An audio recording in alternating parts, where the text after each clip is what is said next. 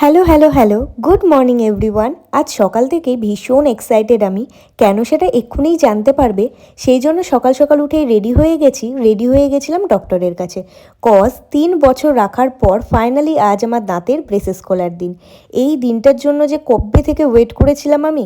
এই 3 ইয়ার্সে regular treatment, দাঁতের যন্ত্রণা, কিছু কিছু পছন্দের খাবার খেতে না পারা, এসব অনেক কিছুই সাফার করতে হয়েছে। তো ফাইনালি নিজেকে এরকম সাজানো দাঁতে দেখে সত্যি স্বপ্নের মতো লাগছে। তো বাড়ি এসে আবার রেডি হয়ে গেছিলাম, একটু কলেজে কাজ ছিল। তার আগে কিছু ডকুমেন্টস প্রিন্ট করিয়ে নিয়ে কলেজের সব কাজ মিটিয়ে একটু ক্যান্টিনে পৌলমীর সাথে দেখা করে চলে আসি বাড়ি এসে স্নান করে পুজো করে দেখি মা লাঞ্চে বানিয়েছে খিচুড়ি। আজ তো সকালে এক্সাইটমেন্টের ঠেলায় কিছু খাওয়াই হয়নি। আর এরকম হালকা শীতের ওয়েদারে দুপুরবেলায় রোদে বসে খিচুড়ি খাওয়ার মজাই আলাদা।